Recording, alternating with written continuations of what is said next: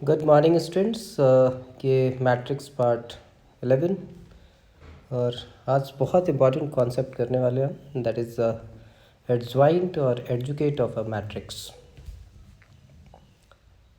इससे जेई में आपके बहुत क्वेश्चन आते हैं, बहुत इम्पॉर्टेंट है। और ये बेसिकली जो है अभी तक आपने जो मैट्रिक्स और डिटर्मिनेंट किया है उसका कॉम्बिनेशन है, उसका कंबाइंड पोर्शन है। और ये स्टार्ट किया तो इसमें फिर से दो मैट्रिक्स आ रही है हमारे पास, और आप देख रहे हो कि स्क्वायर मैट्रिक्स की फैमिली जो है वो आगे इंक्रीज़ करते हुए जा रही है और उसी में कुछ नए मैट्रिक्स और आ रहे हैं। अब यहाँ पे दो मैट्रिक्स आए, एक का नाम है singular. Square matrix A is said to be singular if the determinant of that is equal to zero. अगर कोई मैट्रिक्स है जिसका डिटर्मिनेंट ज़ीरो हो जाए उसको हमने सिंगुलर मैट्रिक्स कहा। इस पर भी ऑब्जेक्टिव क्वेश्चन आते हैं, ये याद रहना चाहिए आपको। And non-singular, a square matrix is said to be non-singular। यहाँ ठीक करोगे, non-singular matrix if determinant of A is not equal to zero. अब आगे जो है सारे नॉन सिंगुलर मैट्रिक्स पे हम वर्क करेंगे। उससे हमें एडजॉइंट निकालना है, इन्वर्स निकालना है। तो एक क्वेश्चन मैंने वैसे सिंगुलर के कॉन्सेप्ट पे दे दिया कि एक मैट्रिक्स गिवन है और आपको फाइंड आउट करना है for what value of x the given matrix is a singular matrix. तो मैट्रिक्स ए लिया हमने और सिंगुलर नॉन सिंगुलर के लिए उसका डिटर्मिनेंट चाहिए। हमने डिटर्मिनेंट निकाला, एक्सपेंड किया और उसको इक्वल टू ज़ीरो पुट कर दिया और यहाँ x की वैल्यू आपके पास 6 आ गई। For x is equal to 6 the given matrix is a singular matrix. Next हम आते हैं एडजॉइंट एंड और एडजुकेट ऑफ अ मैट्रिक्स। दोनों टर्मोलॉजी यूज़ होती है, एडजुकेट तो बहुत कम यूज़ होगा, एडजॉइंट ही ज़्यादा यूज़ होगा। तो ये क्या है, the let A is a square matrix of order n order n, that means square matrix of n cross n, and the adjoint of A is basically the transpose of cofactor of matrix. उस matrix के सारे cofactors आप निकालोगे, उसका transpose करोगे। इसलिए देखिए आप ब्रैकेट में कैपिटल आई जे की जगह कैपिटल जे आई लिखा हुआ है, इसका मतलब उसका आपने ट्रांसपोज कर दिया। तो सबसे पहला काम है कि एडजॉइंट निकालना सीखें। सबसे पहला अप्रोच है कि 2x2 पे आते हैं। हमने चारों कोफैक्टर्स निकाले। A11 ये 4 होगा, A12 आपको पता है 1 + 2 3, तो जो भी आएगा उसका साइन नेगेटिव हो जाएगा, तो -3 हो गया। ये A21 -2 हो गया और A22 1 हो गया। तो एडजॉइंट आपके पास ये कोफैक्टर्स का एक मैट्रिक्स बनाया और उसका आपने ट्रांसपोज कर दिया। देखिए 4 -3 -2 1 और उसका ट्रांसपोज किया तो 4 -3 एंड -2 एंड 1। 2x2 में आपके पास ये फैसिलिटी है कि अगर डायरेक्टली आपको एडजॉइंट निकालना है तो देखिए इस मैट्रिक्स ए को और उसके एडजॉइंट को प्रिंसिपल डायगोनल एलिमेंट जो है वो एक्सचेंज हो गए हैं। वो 1/4 थे तो 4 1 हो गए, और सब ऑर्डिनेट डायगोनल्स के आपने साइन चेंज कर दिए। जो 2 था वो -2 हो गया और जो 3 है वो -3 हो गया। तो फास्ट कैलकुलेशन के लिए यूज़ कर सकते हैं, लेकिन बोर्ड में आएगा तो आपको ऐसे ही लिखने का है। नेक्स्ट एक हमने मैट्रिक्स ए लिया, और ये जानबूझ के लिया है कि एक ऐसा भी मैट्रिक्स हो सकता है जो अपने एडजॉइंट के इक्वल हो। ये हमेशा नहीं होता, सिर्फ इस क्वेश्चन के लिए है। तो ये दिमाग में रहे, कभी कोई पूछे कि क्या एडजॉइंट ऑफ ए के इक्वल हो सकता है, तो पॉसिबिलिटी है कि हो सकता है। तो यहाँ पे देखिए हमने सारे कोफैक्टर्स निकाले, A11 निकाला, A12 निकाला, A13 निकाला, कोफैक्टर निकालना आपको आता ही है। A21 निकाला, A22, A23, A31, A32 and A33। इन सबको अरेंज कर दिया और इसका ट्रांसपोज ले लिया, और ट्रांसपोज लिया तो आप देखिए वो ए के इक्वल आ रहा है। तो फाइनली कुछ यही सीख रहा था कि एडजॉइंट कैसे निकालते हैं। तो ये चीज़ समझ में आ गई कि उनके सारे कोफैक्टर्स निकालिए, उनको अरेंज कीजिए और उसका ट्रांसपोज ले लीजिए, वो आपका एडजॉइंट हो जाता है। अब यहाँ पे कुछ प्रॉपर्टीज़ से पहले कुछ वेरिफिकेशन से एक तरीके से कर रहे हैं कि एक मैट्रिक्स हमने ए लिया है, उसका एडजॉइंट निकालेंगे। दैट मीन्स फर्स्ट पार्ट है एडजॉइंट ऑफ ए, सेकेंड है डिटर्मिनेंट ऑफ ए निकालेंगे, फिर एडजॉइंट ऑफ ए को ए से मल्टीप्लाई करेंगे, फिर कॉम्यूटेटिव लॉ होल्ड करने के लिए ये भी चेक कर लेंगे क्या A into adjoint of A equal होता है, और फिर एडजॉइंट ऑफ ए का डिटर्मिनेंट निकालेंगे। तो इन सब सारे कामों के लिए सबसे पहले क्या निकालना होगा आपको, कोफैक्टर। तो ये कोफैक्टर हमने निकाला, A11, A12, A13, A21, A22, A23, ये सारे कोफैक्टर निकाले, उसका ट्रांसपोज किया, ये एडजॉइंट ऑफ ए आ गया। अब आगे बढ़े। हमें इसका डिटर्मिनेंट निकालना था, तो डिटर्मिनेंट आपको पता ही है कि कैसे एक्सपेंड करते हैं। एक्सपेंड करके हमने ये निकाला, हमने R1 के लॉन्ग एक्सपेंड किया है रो 1 के लॉन्ग, और ये रिज़ल्ट हमारे पास 11 आ गया। अब एडजॉइंट ऑफ ए को ए से मल्टीप्लाई करते हैं। ये मल्टीप्लाई करें तो देखिए कि आ रहा है एक स्केलर मैट्रिक्स 11i, और ये दिख रहा है कि this is also equal to determinant of A into I. A into adjoint of A निकाला, ये भी सिमिलर आ रहा है, दैट इज़ 11i। इसका मतलब ये दोनों इक्वल होते हैं, and that is equal to the scalar matrix which is equal to determinant of A into आई।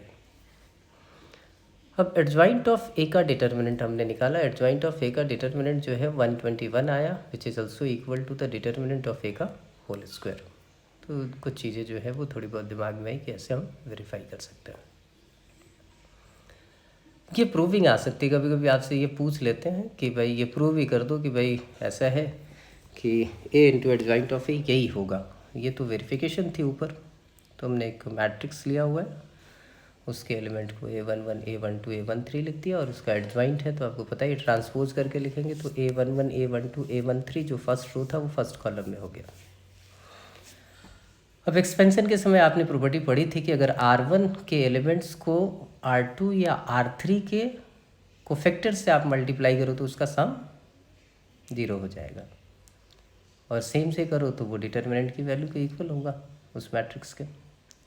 देखिए A11 हम रो को कॉलम से मल्टीप्लाई करते हैं, जैसा कि मैट्रिक्स मल्टीप्लिकेशन में आपने सीखा है। तो पहला A11 into capital A1, A12 capital A2 12, A13 into capital 13, ये आएगा। तो इसको हम बाद में डिटर्मिनेंट ऑफ ए लिख देंगे। लेकिन इसको आपने अगर सेकेंड रो के कोफैक्टर से मल्टीप्लाई किया तो 0, थर्ड रो के कोफैक्टर से मल्टीप्लाई किया तो 0। ये पहले भी मार्क कराए थे, ये बड़ा इंपॉर्टेंट है।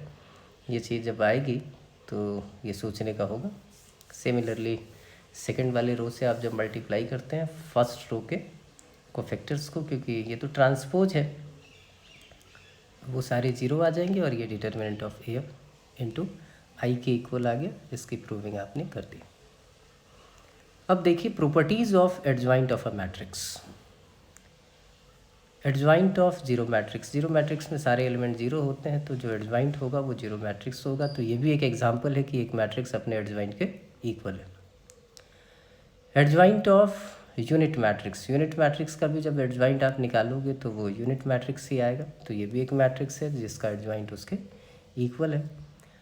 किसी स्केलर मैट्रिक्स का एडजॉइंट निकालोगे तो वो स्केलर आएगा, वो ज़रूरी नहीं कि इक्वल हो उस मैट्रिक्स के, लेकिन the resultant will be a scalar matrix, वो इक्वल हो नहीं होगा उस मैट्रिक्स के। एडजॉइंट ऑफ डायगोनल मैट्रिक्स, अगर किसी डायगोनल मैट्रिक्स का एडजॉइंट निकालो तो ये डायगोनल मैट्रिक्स आएगा। ये ऑब्जेक्टिव क्वेश्चन के लिए है, बहुत ज़्यादा मेजर रोल इनका नहीं है। फिफ्थ जो प्रॉपर्टी है वो बहुत इंपॉर्टेंट है, जिन पे मार्क लगे हुए बहुत फ्रिक्वेंटली यूज़ होंगे, इनको आपको याद रखने का है। Adjoint of A transpose is equal to adjoint of A का ट्रांसपोज। वो आपको पता ही है कि भाई ट्रांसपोज आपने किया, फिर निकाला उसके कोफैक्टर, फिर उसका ट्रांसपोज किया, तो वो एडजॉइंट ऑफ ए के ट्रांसपोज के इक्वल ही होगा। Adjoint of delta A, delta A मतलब एक मैट्रिक्स को आपने पहले किसी स्केलर से मल्टीप्लाई किया और फिर उसका एडजॉइंट निकाल रहे हो, तो this is equal to delta raise to the power n-1 into adjoint of A. बहुत यूज होने वाला है। एडजॉइंट ऑफ ए भी रिवर्सल लॉ की तरह है, जैसे आपने ट्रांसपोज में किया था। अगर दो मैट्रिक्स है तो adjoint of B into adjoint of A लिखा, अगर तीन होते तो वही reversal law. A B C का अगर एडजॉइंट पूछते तो adjoint of C into adjoint of B into adjoint of A होता। एट्थ की वेरिफिकेशन अभी अभी आपने की है, और नाइन्थ जो है इसकी भी वेरिफिकेशन की बहुत इंपॉर्टेंट है कि adjoint of A is equal to जो मैट्रिक्स का ऑर्डर होगा, तो 2x2 में तो सेम आएगा क्योंकि 2-1, 3x3 में ये थोड़ा चेंज है। फिर एडजॉइंट का adjoint of A, adjoint of A का फिर से एडजॉइंट किया और फिर उसके डिटर्मिनेंट की बात कर रही है, तो हर बारी वो पावर जो है वो n-1 आएगा। तो 2 है तो n-1 का होल स्क्वायर। अगर 5 बारी एडजॉइंट लगा देते तो n-1 की पावर 5 हो जाती। बहुत सिंपल है। If A is a symmetric matrix then adjoint is also symmetric. ये ऑब्जेक्टिव के लिए है आपके। ये अगर स्क्यू सिमेट्रिक है तो उसका एडजॉइंट जो है वो सिमेट्रिक होगा, अगर उसका ऑर्डर जो है वो ऑड हो। क्योंकि बड़े ऑर्डर की भी बात होती है। बोर्ड तक तो 3x3 तक ही जाना है, उससे बड़ा वो n×n पे पूछ सकते हैं। तो ऑर्डर अगर ऑड है तो वो सिमेट्रिक है, और अगर इवन है तो स्क्यू सिमेट्रिक है। इसकी प्रूविंग है कि भाई सिक्स्थ वाले के दिमाग में आए कि ये कैसे होगा। तो ज़रा इस प्रूविंग से बहुत सारी चीज़ें आप सीखेंगे, जो इस टाइप के क्वेश्चंस आते हैं उनको कैसे डील करें। तो ये एडजॉइंट ऑफ डेल्टा ए को इसके इक्वल प्रूव करना है। तो हमने क्या किया, ये delta A into adjoint of delta A को एक मैट्रिक्स मान लिया हमने। तो एक मैट्रिक्स और उसके एडजॉइंट का प्रोडक्ट उसके डिटर्मिनेंट इंटू आई के इक्वल होगा। ये साइड में प्रॉपर्टी लिख भी दी है। Delta A into adjoint of delta A is equal to, अब डेल्टा ए ये आपने डिटर्मिनेंट में किया हुआ है कि जो स्केलर है उसकी पावर n हो जाएगी, क्योंकि डेल्टा हर रो से मल्टीप्लाई है तो हर रो से कॉमन लेंगे। एन रो है तो delta raise to the power n into determinant of A into I आ गया। अब यहाँ पे डेल्टा ए था, एक डेल्टा उधर गया तो delta raise to the power n-1 हो गया। A into adjoint of delta A is delta बोल रहा हूँ lambda, sorry lambda raise to the power n-1 A into adjoint of A. तो adjoint of lambda A is equal to lambda raise to the power n-1 into adjoint of A. ये आपकी proving हो गई। Adjoint of A is equal to determinant of A raise to the power n-1, इसकी proving है। तो वही हमने use किया, A into adjoint of A, determinant of A into I, दोनों तरफ डिटर्मिनेंट लगाया। Determinant of A into adjoint of A that is equal to determinant of A raise to the power n into unit matrix का determinant वो 1 होता है, और determinant of ए उधर से गया तो A determinant of A raise to the power n-1। If A is a symmetric matrix, then adjoint of A is also symmetric। तो आपको पता है A transpose equal to A होगा। आपने थोड़ी देर के लिए एक मैट्रिक्स B लिया, B is adjoint of A, इसका ट्रांसपोज निकाल रहे हैं, एडजॉइंट ऑफ A का transpose, adjoint of A transpose, और A ट्रांसपोज को आप A लिख सकते हैं। तो adjoint of A is B transpose is equal to B हो गया, तो ये सिमेट्रिक हो गया। वैसे ही स्क्यू सिमेट्रिक वाला प्रूव कर सकते हैं। ये देखिए ऑब्जेक्टिव के लिए बड़ा ज़रूरी है कि डिटर्मिनेंट ऑफ ए 3 है और ये दूसरा मैट्रिक्स बी है, उसका डिटर्मिनेंट 2 है, दोनों स्क्वायर मैट्रिक्स ऑफ ऑर्डर 3 है। तो डिटर्मिनेंट ऑफ ए भी निकालना है, तो that is determinant of A into determinant of B, that is 3 into 2 that is 6, adjoint of A B.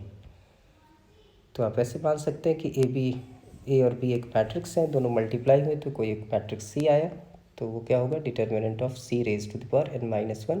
यहाँ ऑर्डर 3 है तो 3-1 दैट इज़ 2, और ए भी आपने निकाला हुआ 6, तो ये 36 हो गया। Determinant of adjoint of A transpose आपने पढ़ा हुआ है, ए ट्रांसपोज एक मैट्रिक्स मान लेते हैं, तो एडजॉइंट ऑफ ए ट्रांसपोज क्या हो जाएगा, A transpose raise to the power n-1 that means 3-1, और ए ट्रांसपोज और ए सेम होता है, किसी डिटर्मिनेंट का ट्रांसपोज करो तो वैल्यू उसकी चेंज होती नहीं है, डिटर्मिनेंट की प्रॉपर्टी में हमने की थी। तो ये डिटर्मिनेंट ऑफ ए का होल स्क्वायर हो गया, that is equal to 9। The next one is the adjoint of A, वो आप सीधा प्रॉपर्टी भी लगा सकते थे कि determinant of A raise to the power n-1 का होल क्यूब। यहाँ पे आराम से निकाला, तो एडजॉइंट ऑफ ए निकाला वो 9, फिर एडजॉइंट ऑफ ए निकाला, तो determinant of adjoint of A raise to the power 3-1 तो 9 स्क्वायर हो गया। फिर तीसरी बार निकाला तो 81 का होल स्क्वायर हो गया, या सीधा आप 3 raise to the power n-1 का होल क्यूब लिख सकते थे, वहाँ से आप निकाल सकते थे। Adjoint of A, determinant of A raise to the power n-2 into A, and इस चीज़ को याद रखना है। Determinant of A raise to the power n तो बहुत सिंपल है, A raise to the power n का मतलब क्या है, A raise to the power n का मतलब है ए इंटू इंटू और रिवर्सल लॉ लगा देंगे, तो adjoint of A into adjoint of A n times आएगा, तो adjoint of A raise to the power n। ये यहाँ पे इसकी प्रूविंग सेकेंड वाले की कर भी दी है। यहाँ देखिए अब इस टाइप के क्वेश्चन फंसाने के लिए आपको देंगे कि डिटर्मिनेंट ऑफ ए सारे 3x3 मैट्रिक्स है, एक मैट्रिक्स बी है उसका डिटर्मिनेंट 3, सी का 4 है, तो adjoint of A square B cube C raise to the power 4। तो पहले एडजॉइंट की प्रॉपर्टी लगा दूँ, तो reversal law, adjoint of C raise to the power 4 into adjoint of B की power 3 into adjoint of A square. फिर आगे आते हैं, इन सबको सेपरेट करते हैं, एडजॉइंट ऑफ C4 का डिटर्मिनेंट, एडजॉइंट ऑफ BQ का determinant adjoint of A square का डिटर्मिनेंट, फिर डिटर्मिनेंट की प्रॉपर्टी अगर पावर 4 है तो सी 4 टाइम्स होगा, तो वही है adjoint of C raise to the power 4, adjoint of B raise to the power 3, adjoint of A raise to the power 2, और डिटर्मिनेंट ऑफ सी का whole square raise to the power 4, determinant of B whole square raise to the power 3, and determinant क्योंकि third order का है, determinant of A raise to the power 2 का whole square, and the answer is 4 raise to the power 8 into 3 raise to the power 6 into 2 raise to the power 4। अब इससे आ जाते हैं inverse of a matrix. पहले भी हमने किया है एलिमेंट्री ट्रांसफॉर्मेशन से, लेकिन आपको एडजॉइंट वाले मेथड से ही करना है। वो तो तभी करना होगा, बताया था कि बोर्ड एग्जाम के लिए होगा कि आपको इन्वर्स जब भी निकालना है तो लिखा होगा कि यूजिंग एलिमेंट्री ट्रांसफॉर्मेशन आप फाइंड आउट कीजिए। बाकी जगह पे आप यही वाला मेथड यूज़ करोगे, एडजॉइंट के थ्रू आप निकालोगे। तो यहाँ लिखा होगा कि let A is a non singular matrix. अगर नॉन सिंगुलर होगा तभी इन्वर्टिबल होगा मैट्रिक्स, उसका इन्वर्स आप निकाल सकते हो। Then the matrix B is called the inverse of A. ये प्रॉपर्टी हमने पहले भी पढ़ी है कि ए बी इंटू बी अगर आई आ जाते हैं तो दोनों एक दूसरे के इन्वर्स होते हैं। तो ये बात पक्की हो गई कि A inverse into A that is equal to I. ये बहुत यूज़ होने वाला है। और ए इन्वर्स की वैल्यू जो है वो क्या आएगी, 1 upon determinant of A into adjoint of A. तो एडजॉइंट ऑफ ए आपको निकालना अब आता है, डिटर्मिनेंट ऑफ ए और सीखा ही आपने, तो आप ये निकाल सकते हो। अब इसकी प्रूविंग आपको करा दी, क्योंकि ये प्रॉपर्टी आप पढ़ के आ रहे हो कि A into adjoint of A into determinant of A into Y. दोनों साइड हमने डिटर्मिनेंट ऑफ ए से मल्टीप्लाई कर दिया।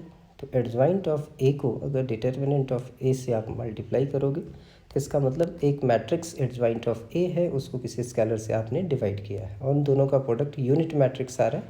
तो A and adjoint of A divided by determinant of A दोनों एक दूसरे के इन्वर्स हो गए, इसलिए A inverse is equal to this होता है।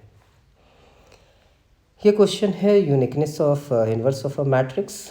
ये आपके बोर्ड एग्जाम में आता है। ये आपको प्रूव करे कि भाई एक मैट्रिक्स का इन्वर्स यूनिक होता है, इस चीज़ को याद रखनी है। तो हमने मान लिया कि भाई मेथड ऑफ कॉन्ट्राडिक्शन यूज़ कर रहे हैं कि बी और सी दो मैट्रिक्स हैं जो मैट्रिक्स ए के इन्वर्स हैं। तो हम लिख सकते हैं A B into B is equal to I and A C into C is equal to आई।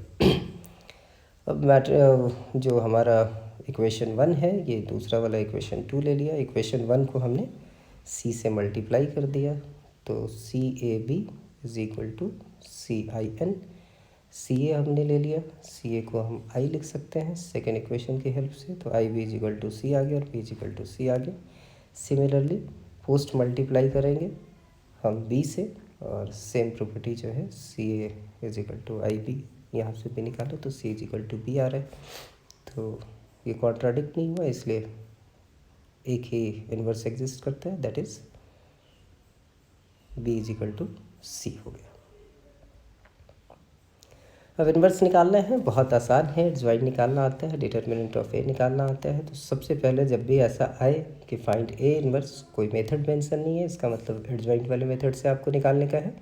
और उसमें सबसे पहला काम करेंगे कि आप डिटर्मिनेंट निकालेंगे कि अगर वो सिंगुलर मैट्रिक्स हो जाए तो वैसे ही डिटर्मिनेंट एग्जिस्ट नहीं करता, इसलिए सबसे पहले आप निकालोगे क्या, डिटर्मिनेंट, पहले एडजॉइंट नहीं निकालोगे। तो यहाँ पे मैंने डिटर्मिनेंट ऑफ ए निकाला और उसकी वैल्यू जो है वो 25 आई, नॉट इक्वल टू 0, आप वैसे ही लिखेंगे नीचे, देयरफॉर ए इन्वर्स एग्जिस्ट।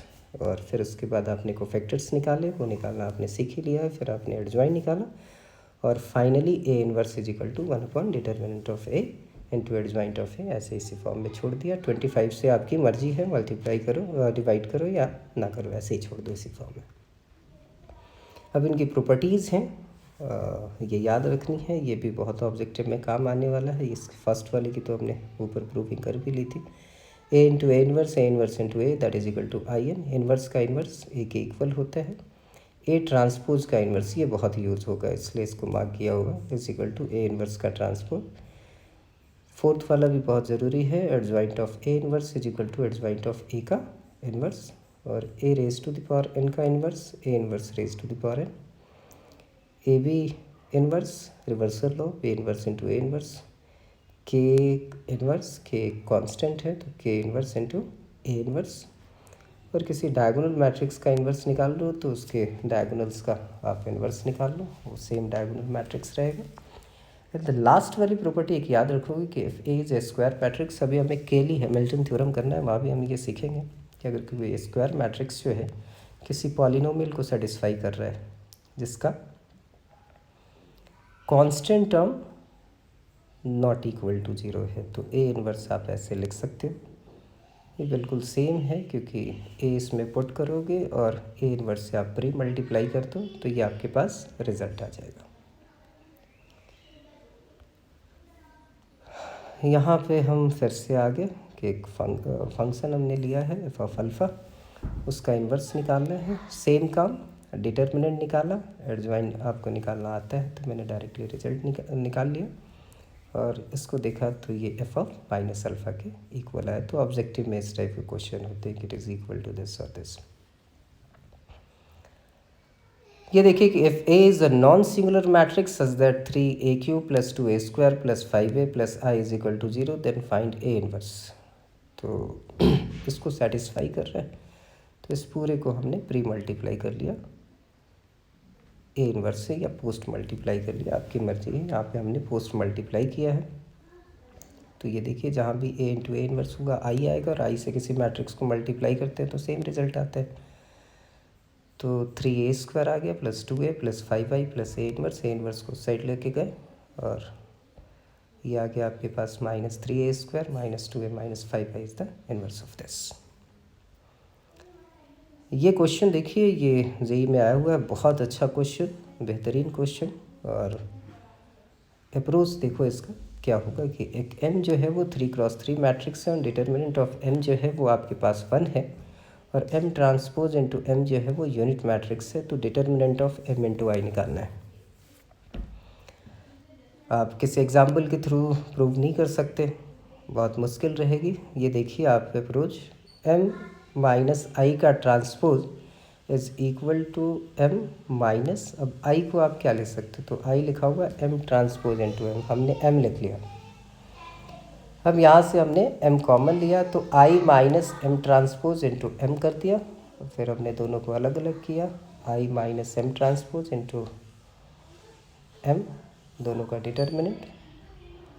तो डिटर्मिनेंट ऑफ n क्या है 1 है तो वो तो गायब हो गया, i माइनस m ट्रांसपोज है। अब देखिए इसमें यहाँ से ट्रिक शुरू होता है, किसी भी मैट्रिक्स का यूनिट मैट्रिक्स का ट्रांसपोज सेम होता है तो इसको i transpose minus m transpose लिख दिया, फिर ट्रांसपोज वाली प्रॉपर्टी लगाए रिवर्स में तो i माइनस m का ट्रांसपोज लिख सकते हैं। और आपको पता है कि i माइनस m कोई मैट्रिक्स है उसका ट्रांसपोज और i माइनस m का डिटर्मिनेंट दोनों सेम होगा, ये i माइनस m हो गया। अब यहाँ पे हमने लिखा -1⁻³ इंटू m माइनस आई, क्योंकि माइनस कॉमन लेंगे और माइनस जो है डिटर्मिनेंट से बाहर आ रहा है तो जो उसका ऑर्डर होगा वही पावर होगी, और ऑर्डर आपका मैट्रिक्स का है 3x3 तो -1⁻m माइनस आई। तो determinant of m minus I is equal to minus of determinant of m minus I, इस साइड लेके आए, twice of determinant of m minus I is equal to 0 and m minus I की value 0 होगी। अब यहाँ पे देखिए क्या है, इस टाइप के क्वेश्चन देखिए बार बार रिपीट हो रहे हैं इसलिए लिख रहा हूँ कि एक ए मैट्रिक्स गिवन है तो find determinant of a raised to the power 1003 minus 5 times of a raised to the power 1002। तो डिटर्मिनेंट ऑफ a निकाला that is 1, a minus 5i निकाल लिया हमने, वो ये आ गया, a माइनस 5i का डिटर्मिनेंट निकाला वो ये आ गया। क्यों निकाला, क्योंकि आप यहाँ से कॉमन लोगे a raised to the power 1002 तो आपके पास a माइनस 5i आएगा, इसलिए ऑलरेडी ऊपर हमने a माइनस 5i की वैल्यू निकाल ली। तो determinant of a raised to the power 1002 into determinant of a minus 5i, determinant of a raised to the power 1002, determinant of a आपका 1 है तो 1 की पावर ये आ गई, और a माइनस 5i का डिटर्मिनेंट आपने निकाला चाहे 21 तो ये 21 आ गया। ये क्वेश्चन भी आपका जेईई का क्वेश्चन है, ज़रा देखिए बहुत बेहतरीन क्वेश्चन।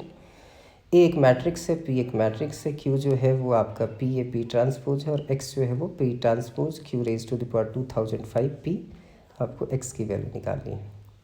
तो यहाँ देखिए जब भी ये आएगा तो आप ध्यान से देखें तो मैट्रिक्स पी जो है उसको आप ट्रिगो फॉर्म में अगर लिखें तो ये एक यूनिट मैट्रिक्स को एक ऐसे मैट्रिक्स को रिप्रेजेंट कर रहा है जिसका डिटर्मिनेंट 1 होगा। तो पहला काम हमने क्या किया, P इंटू पी ट्रांसपोज निकाला, वो आपका यूनिट मैट्रिक्स आ गया। अब Q जो है वो आपके पास P है, P ट्रांसपोज है, प्री मल्टीप्लाई किया हमने P ट्रांसपोज से, तो ये देखिए P transpose into P into A into P transpose. P transpose Q is equal to I A P transpose, तो P transpose Q is equal to A P transpose. फिर से हमने पोस्ट मल्टीप्लाई किया P से, तो ये आपके पास ए आ गया। एक्स की वैल्यू निकालनी है। अब देखिए यहाँ पे ऐसे मल्टीप्लाई जो कर रहे हैं ये हर बारी चेंज होता रहेगा, 2003 2002, और ये आपके पास से पैटर्न आता जाएगा। तो ये क्या आ गया, ए रेज टू द पावर 2005। ये बहुत बेहतरीन क्वेश्चन था। इसको फिर से एक बार आप खुद सॉल्व करके देखोगे। और अब एप्लीकेशन ऑफ इन्वर्स रह गया है, मोस्ट प्रॉब्ली कल आपका ये मैट्रिक्स कंप्लीट हो जाएगा। Thank you.